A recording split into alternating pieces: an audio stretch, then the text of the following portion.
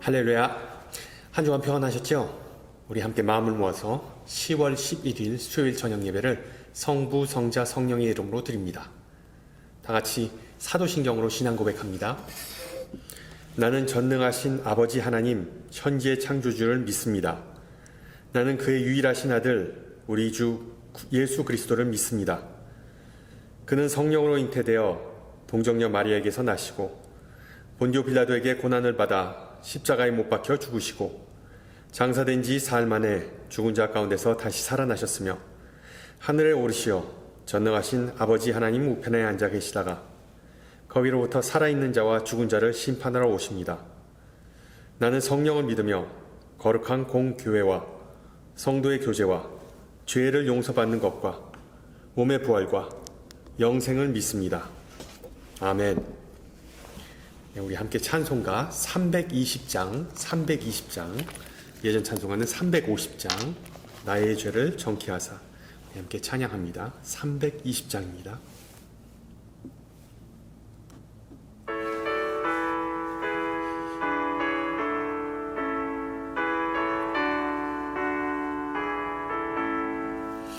나의 죄를 정케하사 주의 일꾼 삼으신 구세주의 넓은 사랑 항상 찬송합니다. 나를 일꾼 삼으신 주 크신 능력 주시고 언제든지 주 뜻대로 사용하여 주소서. 내게 부어주시려고 은혜 예비하신 주의 은혜 채워주사 능력 있게 하소서.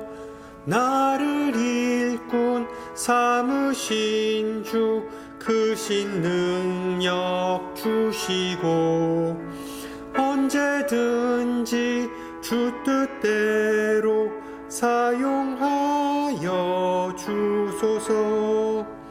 죄의 짐을 풀어주신 주의 능력 크도다. 나를 피로 사신 예수 내 맘속에 오소서.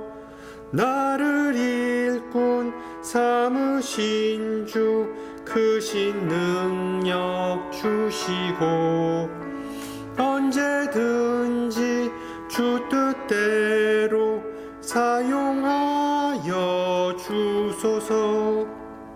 주여 내게 성령으로 충만하게 채우사 생명수가 강물처럼 흐르게 하옵소서. 나를 일꾼 삼으신 주 크신 능력 주시고 언제든지 주 뜻대로 사용하여 주소서. 아멘.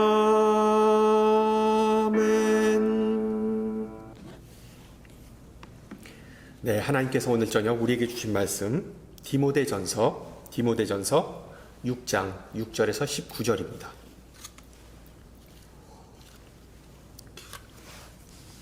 제가 가진 성경으로 신약 342페이지입니다. 342페이지. 디모데전서 6장 6절에서 19절 말씀을 받들어 봉독합니다. 그러나 자족하는 마음이 있으면 경건은 큰 이익이 되느니라. 우리가 세상에 아무것도 가지고 온 것이 없음에 또한 아무것도 가지고 가지 못하리니 우리가 먹을 것과 입을 것이 있은즉 족한 줄로 알 것이니라. 부하려 하는 자들은 시험과 올무와 여러 가지 어리석고 해로운 욕심에 떨어지나니 곧 사람으로 파멸과 멸망에 빠지게 하는 것이라.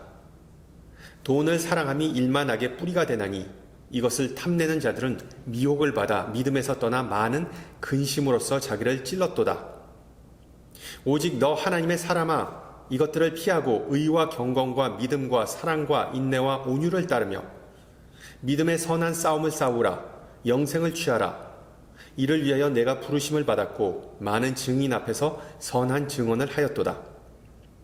만물을 살게 하신 하나님 앞과 본디오 빌라도를 향하여 선한 증언을 하신 그리스도 예수 앞에서 내가 너를 명하오니 우리 주 예수 그리스도께서 나타나실 때까지 흠도 없고 책만 받을 것도 없이 이 명령을 지키라.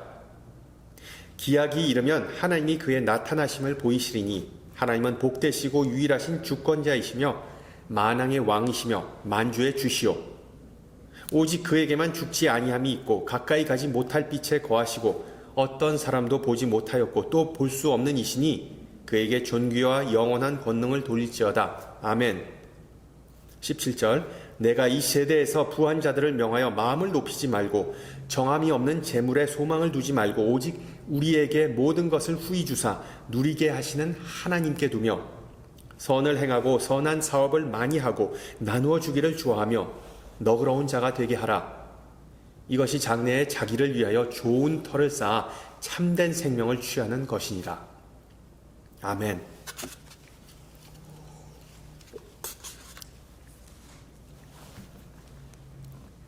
건강과 삶의 질을 평가하는 웰빙 지수라는 것이 있습니다. 웰빙 지수. 그 지수에 의하면 한국 사람들이 느끼는 스트레스 원인 1위는 직장이 40%, 그리고 그 다음이 돈 문제 30%입니다. 우리가 사는 이 미국은 어떨까요? 미국 사람들이 느끼는 가장 큰 스트레스의 원인은 바로 돈입니다. 돈. 설문조사에 의하면 70%의 사람들이 금전적 이유 때문에 스트레스를 받는다고 답하였습니다. 이에 반해 성경의 가르침은 명백하죠. 예수님은 제자들에게 생계의 문제, 돈 문제를 놓고 걱정하지 말라고 분명히 말씀하셨습니다. 어린 자녀가 집안 사정이 안 좋은 것을 눈치채고 아빠, 우리 고지서 낼 돈 있나요? 라고 물어보는 것 전혀 어린이답지 않죠. 마찬가지로 천지 만물을 창조하신 하나님께서 우리 아버지 되신다는 사실을 우리가 믿고 알고 있는데 그분의 자녀로서 돈에 관하여 걱정하지 않는 것은 당연한 노릇입니다. 자, 문제는 인간이 살면서 먹고 사는 것을 전혀 걱정 안 한다는 것, 물질로부터 자유로워진다는 것, 정말 꿈 같은 얘기죠. 그 정확한 원인이 무엇일까요? 탈무드에 나오는 이야기인데 어느 노숙자가 구걸해서 빵 한 조각을 얻었습니다. 근데 그 빵에 발라먹을 잼이나 버터, 치즈가 없어서 그런 것을 좀 얻기 위해서 동네에 있는 주막에 가서 주인에게 좀 도와주십시오 라고 호소했답니다. 그러나 주인은 문전박대를 했고 노숙자는 주방에 몰래 들어가서 뭐 좀 있나 찾아보던 중 구수한 수프가 보글보글 끓고 있는 큰 냄비를 봤습니다. 그는 그 손에 쥐고 있던 빵 조각을 냄비 위에 이렇게 갖다 대고 수프 냄새가 빵에 배기를 기다렸습니다. 갑자기 주방에 들이닥친 주인은 그 모습을 보고 너 왜 수프를 훔쳐먹었냐고 따졌답니다. 억울한 노숙자는 이렇게 말했습니다. 난 수프에 손댄 적이 없습니다. 사실이죠. 그 냄새만 맡고 있었습니다. 라고 말했습니다. 그러자 주인은 그러면 넌 수프의 냄새를 훔쳤구나 라고 노발대발하면서 돈으로 뱉어내라고 요구했지만 노숙자는 빈털털인지라 결국 동네의 라삐에게 그를 끌고 갔습니다. 그리고 라삐에게 자초지종을 들려줬습니다. 그러자 라삐는 말했습니다. 그래서 자네는 수프의 냄새값을 보상받아야 하겠다는 거지. 그럼 내가 직접 보상을 해줄게 라고 말한 후에 동전 3개를 주머니에서 꺼내서 그 동전을 딸랑딸랑 짤랑하는 후에 여관 주인에게 물었답니다. 자네 동전 딸랑거리는 소리 들었나? 주인은 네, 분명히 들었습니다. 하고 큰 소리로 말했습니다. 그럼 됐어. 그 소리를 들은 것이 자네가 요구했던 값이야. 물욕. 킹 제임스 영어 성경에는 만몬이라고 번역되었는데 인간의 기본적인 이 물욕에 대해 옛 유대교 랍비와 현자들은 정확한 통찰력을 가지고 있었습니다. 알다시피 사도 바울도 예수를 만나기 전까지는 바리새인이자 유대교 랍비였기 때문에 그 또한 물질에 대해, 물욕에 대해 그런 통찰을 하고 있었습니다. 그는 오늘 본문에서 이렇게 기록합니다. 돈을 사랑함이 일만하게 뿌리가 되는지라. 물질에 관해서 인간은 얼마든지 추해지고 악해질 수 있다는 의미입니다. 그렇지 않다면 여관 주인처럼, 주막 주인처럼 수프 냄새를 맡았다는 그 명목으로 노숙자에게 돈을 뜯을 생각을 하였겠습니까? 특히 오늘 본문 7절을 보면 사도 바울이 구약의 욥기의 구절을 인용하는 것을 볼 수 있죠. 그는 욥기 1장 21절을 이렇게 인용합니다.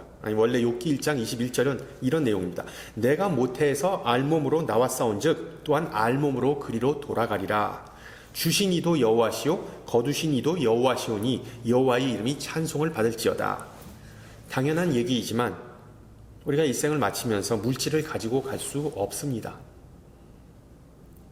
우리가 이 세상에서 누리는 모든 것은 하나님의 일시적인 선물입니다.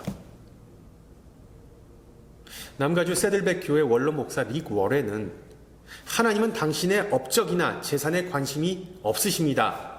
당신이 하나님 앞에 설 때 그분이 보시는 것은 당신의 인격이자 성품입니다. 라고 말하면서 그리스도에게 가장 소중한 보물은, 그리스도인이 가장 간직해야 할 보물은 바로 그리스도의 마음, 예수님의 인품을 담는 것이라고 말해주고 있습니다.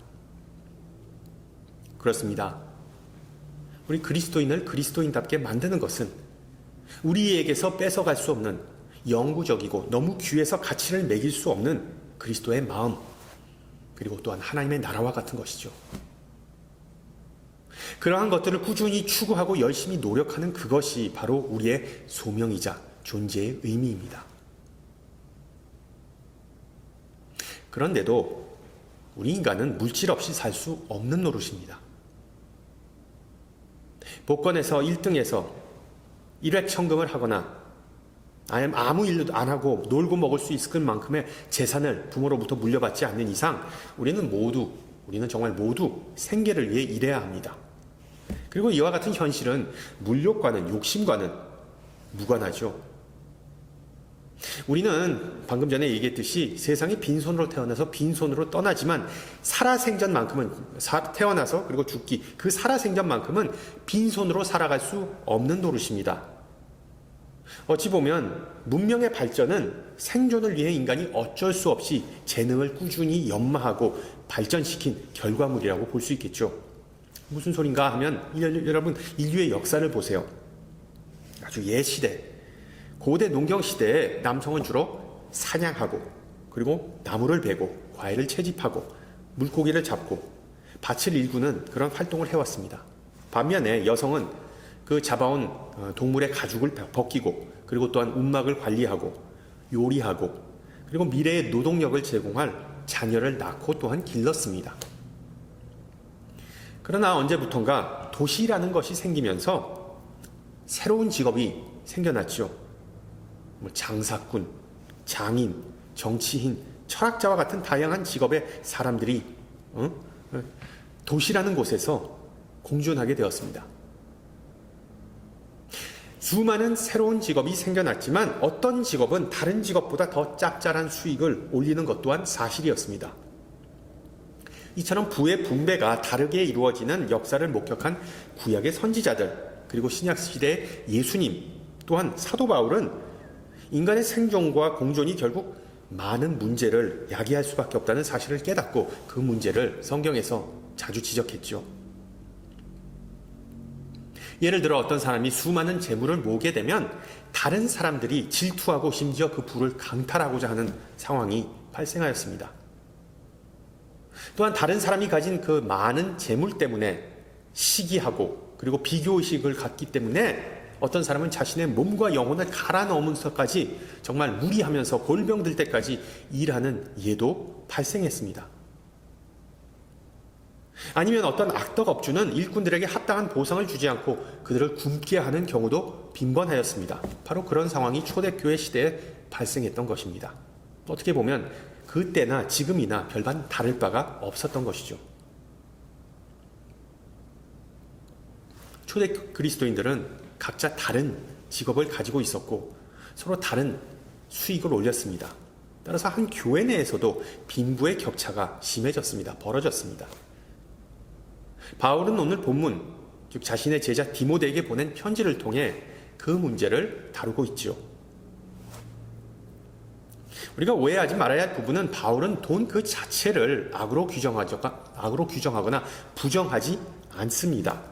바울도 선교 여행을 위해 돈벌이 하면서 노동을 해야 했기 때문이죠. 그러나 바울이 지적하는 부분은 바로 물질이 신앙인에게 미치는이 아니라 미칠 수 있는 부정적인 영향이 바로 그것입니다. 그 내용을 좀 더 자세히 들여다보면 우선 바울은 6절에서 자족하는 마음과 경건으로 나타나는 하나님의 축복을 언급합니다. 이게 무슨 소린가 하면 모든 그리스도인은 자신이 물질을 얼마를 소유하든 재물을 얼마를 소유하든 늘 감사하고 만족하라는 뜻입니다. 인간의 기본적인 생계를 책임지시는 분은 하나님이시기 때문에 식량이나 옷과 같은 생필품이 부족하지 않다, 넉넉하다라는 생각을 늘 하고 살라는 얘기죠. 그러나 또한 우리가 사는 세상은 돈으로 돌아가고 돈이 전혀 없이 인간다운 삶을 살 수 없다는 사실을 바울은 인정합니다. 따라서 신앙인은 오직 믿음, 예배, 그리고 도덕과 같은 가치만을 추구하는 어떤 유별난 집단이 아니고 세상 사람들과 마찬가지로 열심히 일하면서 생계를 꾸려나가야 한다는 그 사실 또한 상기시켜 줍니다. 그래서 어떻게 보면 우리 신앙인은 다소 모순적이고 아슬아슬한 상황 속에서 살아가고 있음을 늘 염두에 두어야 하는 것이죠. 여러분, 재물에 있어서 모 아니면 도 또는 흑백 논리가 통하지 않는다는 것입니다. 바꿔 말하면 우리의 신앙은 어떤 영적인 영역이지만 우리의 생계는 세속적인 영역입니다. 영적인 영역, 세속적인 영역. 그리고 우리는 그 두 영역 가운데서 잘 살아가야만 합니다. 즉 그리스도인은 열심히 일하면서 자신의 능력을 잘 활용하고 발전시켜야 합니다. 그러나 그 과정에서 어떤 도덕이나 윤리적인 측면을 무시해서는 안 된다는 것이죠. 신앙과 생계, 하나님의 목적과 세상이 추구하는 방향 사이에서 우리는 균형을 이루어야 합니다. 한쪽으로 치우쳐서는 안 됩니다. 균형을 유지하라. 밸런스. 이것이 성경에서 말하는 경제관이기 때문에 재물의 문제가 쉽지만은 않은 것이죠. 여러분 보세요. 바울은 10절에서 부자가 되거나 즉 과한 부를 추구하거나 그런 마음, 과도한 마음, 극단적으로 치우친 성향이 어떤 결과를 초래하는지 다음과 같이 묘사합니다. 돈을 사랑함이 일만하게 뿌리가 되나니 이것을 탐내는 자들은 미혹을 받아 믿음에서 떠나 많은 근심으로써 자기를 찔렀도다. 그리고 그 다음 구절에서 바울은 디모데를 구약 예언자들의 호칭이었던 하나님의 사람으로 호명하면서 이 모든 것을 피하라고 권면합니다. 바꿔 말하면 무욕과 같이 우리의 영을 위협하는 요소들은 너무 은밀하고 파괴적이어서 가장 좋은 방법은 그냥 그런 위험 요소들을 멀리하는 것, 그것으로부터 멀리 떨어져 있는 것이라는 것이죠. 쉽게 말하면 돈을 사랑하지 말 것. 물론 많은 사람은 그렇게 하지 못합니다. 물욕은 영적 전투에 있어 결코 만만한 상대가 아니기 때문이죠. 오늘 본문 8절에 나오던 많은 이들은 결코 먹을 것과 입을 것으로만 만족을 누리지 못하기 때문입니다. 딱 자기가 필요한 것보다 더 많은 것을 움켜쥐고자 하는 것이 바로 인간의 본성입니다. 이것이 우리가 처한 딜레마입니다. 성경은 말합니다. 자족하는 마음이 있으면 경건은 큰 이익이 되느니라. 물론 이런 질문이 자연스럽게 떠오릅니다. 자족하는 마음? 즉 내가 충분하다고 생각하는 만큼의 물질은 그렇다면 과연 얼마만큼인가? 또는 내가 필요한 것과 또가 내가 욕심내는 것을 어떻게 구분할 것인가? 어떻게 분별할 것인가?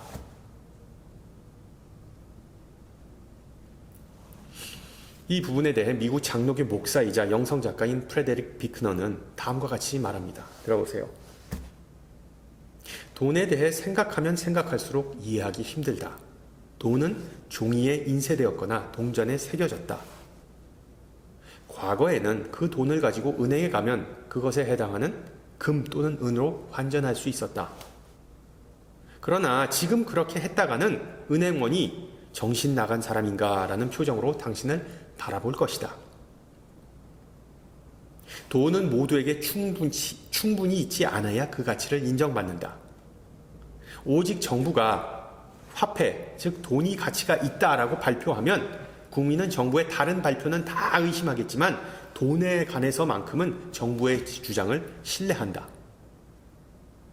오직 서류상으로 또는 전산상으로 큰 부를 축적하거나 그 부를 날려버릴 수 있다. 그리고 마지막으로 이런 재미있는 이런 통찰을 제공하는데 어떤 사람은 인생을 고갈시키면서 돈을 벌지만 나중에는 그 고갈시킨 인생에 돈을 다시 쏟아붓는다. 여러분 흔히 돈은 살아있는 생물이라고 하지요. 그렇게 부는 상대적이고 헤아리기 힘듭니다. 실제로 이 세상에는 여러분보다 더 부자인 사람이 항상 존재할 것이고 여러분보다 덜 있는 사람, 더 가난한 사람은 그보다 훨씬 더 많다는 사실을 기억하세요. Remember the poor, 즉 가난한 이들을 기억하라 라는 그런 웹사이트에 나온 흥미로운 통계가 있습니다. 작년에 1,500불의 수익, 그러니까 1,500불을 매달 1,500불이 아니라 1년에 1,500불을 한 해 수익이 1,500불이었으면 여러분은 세계 인구 중 상위 20%에 속한 부자입니다. 네, 맞습니다. 또한 일용할 양식, 옷, 거처, 세입자이든 주인이든 자전거나 자동차와 같은 이동수단을 여러분이 소유하고 있다면 여러분은 세계 인구 중 15%에 속한 사람입니다. 만약 여러분이 총 6만 불의 자산을 소유했다면 전 세계의 가장 부유한 성인 10%에 속한 겁니다. 10%. 좀 더 올라가 보면 은행에 예금이 있고 스포츠나 레저를 규칙적으로 즐기고 옷장에 옷이 수십 벌 있고 자동차 2대 그리고 집을 소유하고 있으면 여러분은 세상에서 가장 부유한 사람 5%, 상위 5%에 속한 것입니다. 마지막으로 여러분의 자산이 최소한 50만 불이라면 세계 1%에 속한 정말 부자 중에 부자인 것이죠. 그럼 과장을 좀 보태면 세계의 유명한 부호 제프 베조스나 앨런 머스크와 같은 사람들과 역계를 나란히 한다고 볼 수 있습니다. 여러분 혹시 이런 통계를 보면서 여러분은 만족감을 느끼시는지요? 여러분 혹시 행복하십니까? 뿌듯하십니까? 이제부터 나는 금전적 압박으로 해방되었다. 스트레스로부터 프리, 자유롭다. 라는 그런 생각이 드시나요? 아니죠. 왜 그럴까요? 물론 많은 이유가 있겠지만 그 이유 중에 하나는 우리는 적개심과 그리고 불만족의 문화 속에 살아가고 있기 때문입니다. 그래서 내면의 평화와 소유에 대한 만족감을 느끼면서 하루하루 감사하면서 살기가 어렵습니다. 하나님의 풍성한 축복과 은혜를 받고 산다는 느낌이 들지 않을 때가 훨씬 더 많습니다. 근데 여러분 예수님의 생애를 한번 생각해 보세요. 예수님의 주머니 사정이 전반적으로 어땠을까요? 신학자들은 예수님은 가난한 자들을 선호하셨다. 일부러 그들을 찾으러 다니셨다. 그들과 교제하셨다라고 주장합니다. 맞죠? 분명한 사실은 예수님은 전혀 부자가 아니었습니다. 예수님 그 자신이. 집이나 주식이나 노후 대책을 위한 적금 같은 것 전혀 없었죠. 전무하였습니다. 이동수단 또한 없어서 항상 걸어 다니셨습니다. 물론 일종의 직업은 갖고 계셨죠. 진짜 직업이 아닌 직업이라고도 할 수 있는데 예수님은 자영업자로 분류될 수 있었습니다. 예. 그러나 재미있는 사실은 예수님이 제자들을 처음으로 만나서 나를 따르라라고 하셨을 때 제자들에게 정규적으로 일꾼을 하여했는데 제자들에게 정규적으로 품삯을 주실 수 있는 그런 경제적 상황이 아니었습니다. 분명한 사실은 예수님은 직업적으로나 신분적으로 볼 때 도움이 되거나 연줄을 세울 만한 그런 사람이 아니었습니다. 소위 말하는 끝발이 있는 사람이 아니었죠. 요즘 미국에서 woke movement, woke가 논란을 일으키고 심지어 정쟁의 대상인데 실제로 예수님은 비주류로서 가난한 자, 비천한 자, 병든 자, 소외된 자, 사회로부터 죄인으로 취급받는 자들과 어울리는 것을 선호하셨습니다. 예수님은 소수 약자에 대한 편견을 갖지 않고 오히려 그들을 반기신 분이셨습니다. 자, 이런 예수님의 생애에 비추어 볼 때 제자는 예수님의 성품과 생애를 본받으며 살아야 한다는 내용, 그런 말 여러분 꾸준히 들어보셨을 거예요. 그래서 중세시대의 성 프란시스 같은 사람은 예수님의 생애에 영감을 받아서 자기도 똑같이 청빈의 생활을 실천하면서 살았습니다. 그렇다면 우리도 가난하게 없는 생활, 그런 삶을 재현하면서 살아야 할까요? 아니죠. 사도 바울 또한 우리가 일부러 가난하게 궁핍하게 살 필요가 없다고 말합니다. 우선 개인의 부에 관해 성경이 전해주는 메시지는 명백합니다. 종합해보면 우리 신앙인들은 필요한 것에 관해 스스로 결정하고 내 마음을 스스로 결정하고 그것에 대해 결정했으면 만족하고 그리고 혹시 내가 정한 범위 내에서 남는 것이 있다면 그것을 나누라고 오늘 본문은 가르쳐줍니다. 20세기의 가장 영향력 있는 복음주의자 중에 한 명이었던 프랜시스 셰퍼. 자비와 인애가 제외된 성서적 신앙이란 이 세상에서 가장 추한 것이고 예수님께서 가르쳐주신 그리스도인의 특징은 참된 성도들의 모임 중에 나타난 가시적인 사랑이라고 주장했습니다. 한편으로 생계를 위해 열심히 일해야 하는 현실, 또 다른 한편으로 필요한 것보다 더 많은 것을 추구하고자 하는 우리의 본성, 우리의 물욕, 이것을 어떻게 다스리고 균형을 잡아야 하는가에 대한 중요한 힌트를 얻을 수 있는 대목입니다. 즉 셰퍼, 예수님, 그리고 바울에 의하면 우리 언행의 가장 중요한 기준은 바로 compassion, love, 즉 다른 이들의 고통을 외면하지 않고 관심을 두는 것입니다. 이러한 기준을 우리는 이미 배워서 잘 알고 있죠. 예수님은 성경의 두 번째 큰 계명을 내 이웃을 내 몸과 같이 사랑하라 라고 규정하셨습니다. 알다시피 성경의 가장 큰 계명은 마음을 다하고 목숨을 다하고 뜻을 다하여 주 너의 하나님을 사랑하라는 것입니다. 따라서 우리 예수님은 베품과 나눔은 남을 위한 것이기도 하지만 나 자신을 위한 것, 특히 내 마음의 평화와 영적 건강을 위해 필수임을 상기시켜 주십니다. 베품과 나눔은 우리가 마음과 목숨과 뜻을 다하여 하나님을 사랑하는 가장 확실한 방법입니다. 둘째, 우리의 마음의 평화를 지키기 위해, 물질을 다스리기 위해, 물질과 평화롭기 위해 성경의 가르침과 더불어 다양한 실천 방법이 교회 내에 존재한다는 사실 또한 기억하세요. 기도, 소그룹 모임, 예배, 헌신과 교제가 바로 그것입니다. 이 모든 것들을 통틀어 우리는 영적 훈련, spiritual discipline이라고 부르죠. 그리고 이런 다양한 실천과 훈련은 우리의 신앙이 깊게 뿌리내리도록 도움을 줍니다. 영성작가 리처드 파스터는 오늘날의 많은 그리스도인이 순간적인 만족감 혹은 즉각적인 보상심리인 시대적 저주 때문에 영적으로 성장하지 못한다고 말합니다.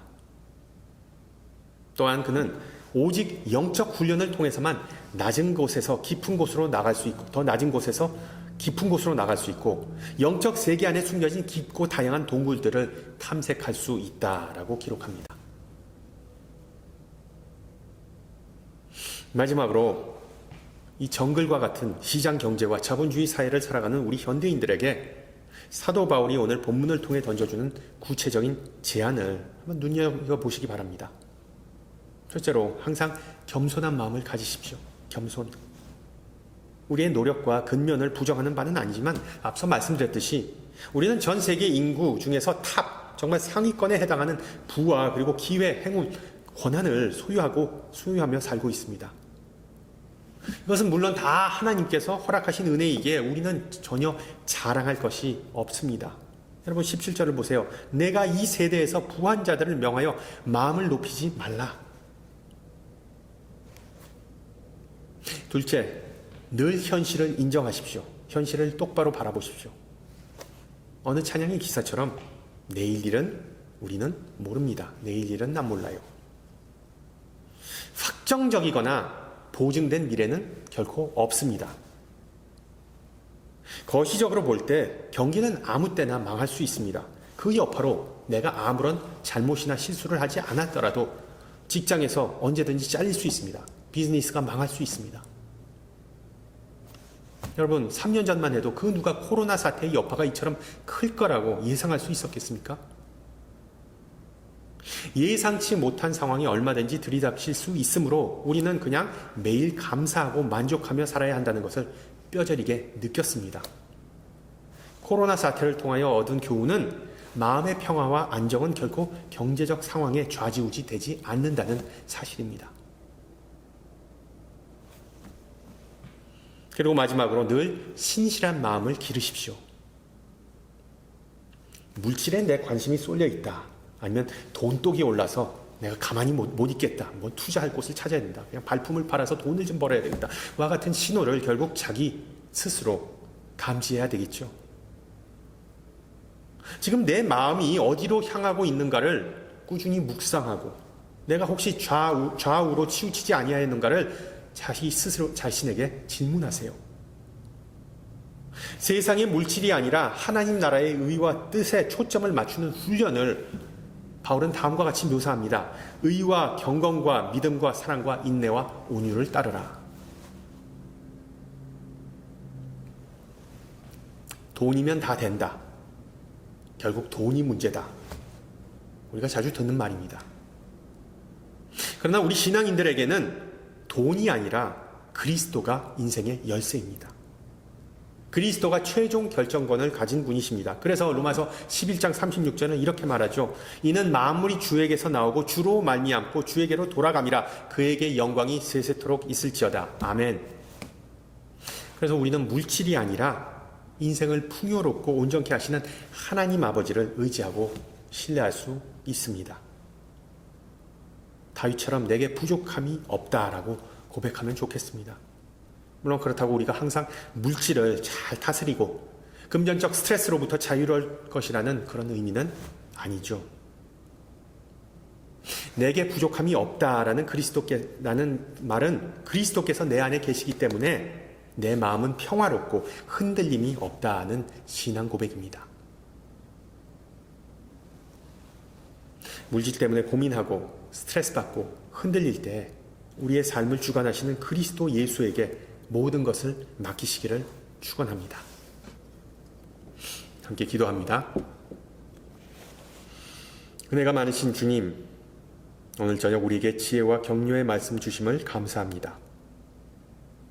물질을 최고로 간주하는 이 세상, 이 문화 속에서 신앙을 지키며 주님의 영광을 위해 살아가는 것이 얼마나 힘든지 다시 한번 배웠습니다.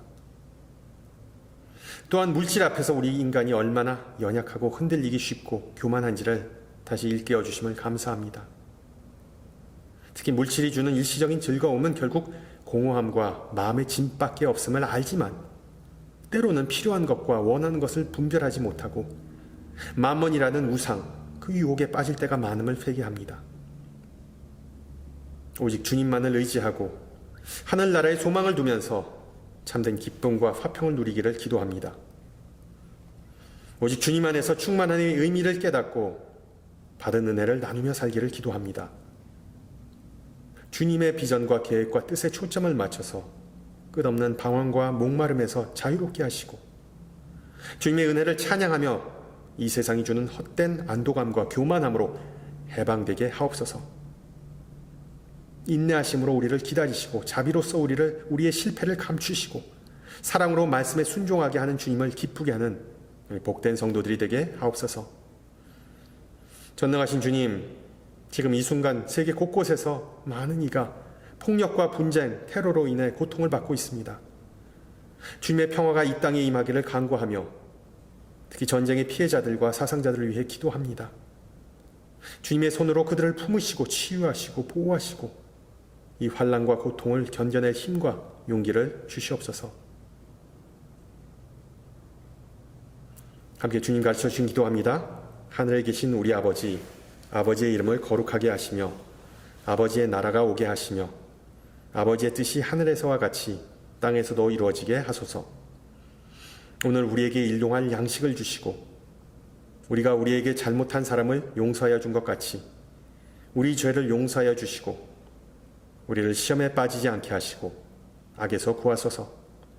나라와 권능과 영광이 영원히 아버지의 것입니다. 아멘. 네, 예배를 마쳤습니다. 한 주간 복되고 그리고 또한 충만한 그런 가을 시즌 보내시고요. 저는 다음 주 이 시간에 뵙겠습니다. 샬롬.